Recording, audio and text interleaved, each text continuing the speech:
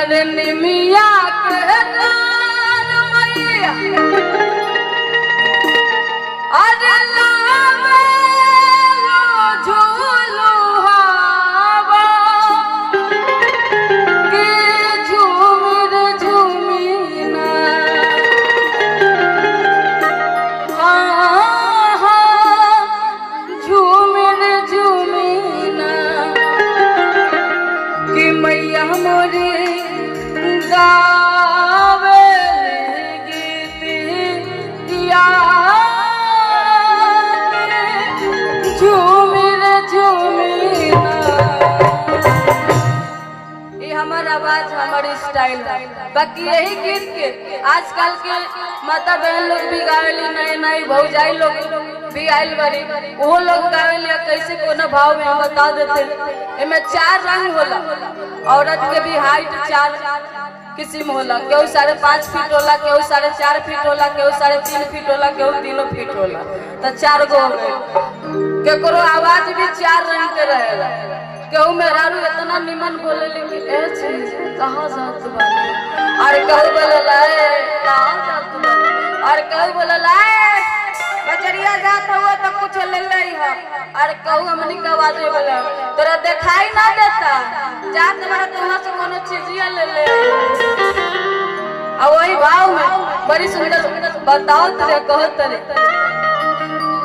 आवाज 4 गो हो गए, हाइट 4 गो हो गए। केहू के चलनाइयो बड़ा अलग अलग होला। केहू चलेला बड़ा पीस के, और केहू चलेला धरती दम सवई, और केहू चलेला एकदम छमर छमर।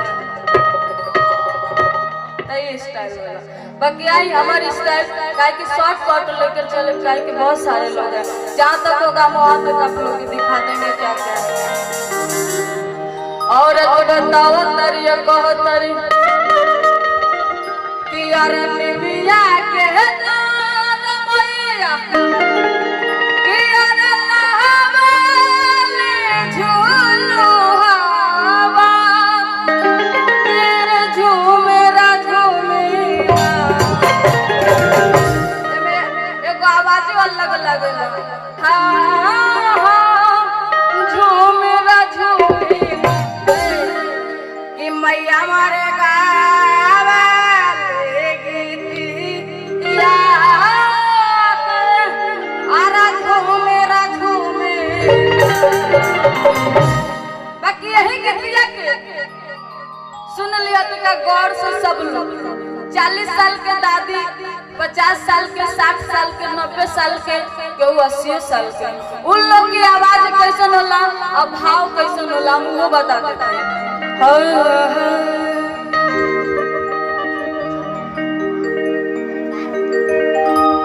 तो इधर सब लोग ध्यान देकर सुनेंगे, अच्छा लगे तो सब लोग ताली बजा देंगे लास्ट में।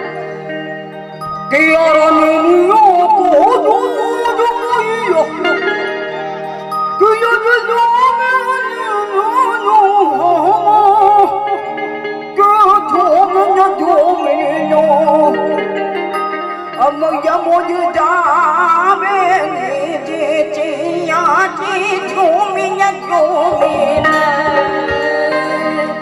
तो ये हमारे दादी लोग की आवाज होती है, क्योंकि गाना गाने में बहुत सारा जोर लगता है, तो उन लोग की आवाज होती है। अच्छा लगा होगा तो आप लोग ताली बजाएंगे, लास्ट में बहुत मजा आएगा। बाकी हमारी स्टाइल, हमारा अंदाज, हमारा भाव कि यार निमिया के डार मैया अरे लावे झूलू हवा के झूमिर झूमिना। हाँ हाँ झूमिर झूमिना। आई पूरा 500 आयल है। नाम का बोल दे? राम कुमार सिंह। अच्छा, राम निवास सिंह जी की तरफ से कहना है मैया रानी के दरबार में कि राम निवास भैया के तरफ से अपन 101 रुपया आया है।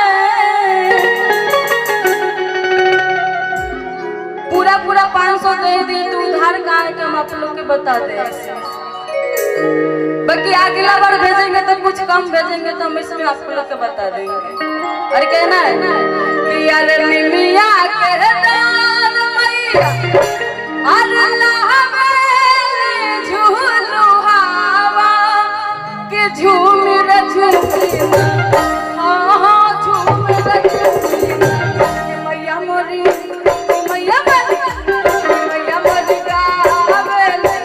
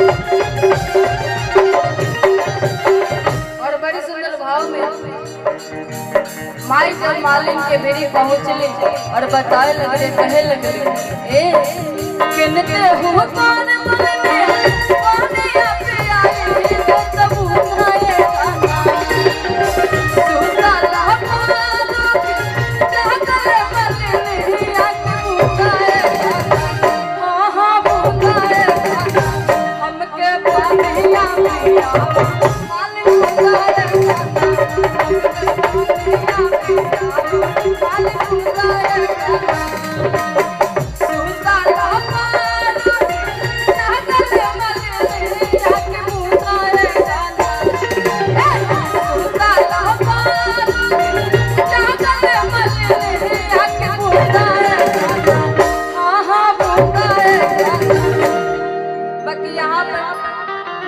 सारे लोग हमारे माता रानी के दरबार में हमारे भक्त लोग बैठे हैं और बहुत उस टाइम से देखते जा रहे हैं। बाकी हम सोचेंगे कि आप लोग देखिए ना, थोड़ा सा आप लोग ताली भी बजाइए और मुस्कुराइए, करिए तो अच्छा लगे।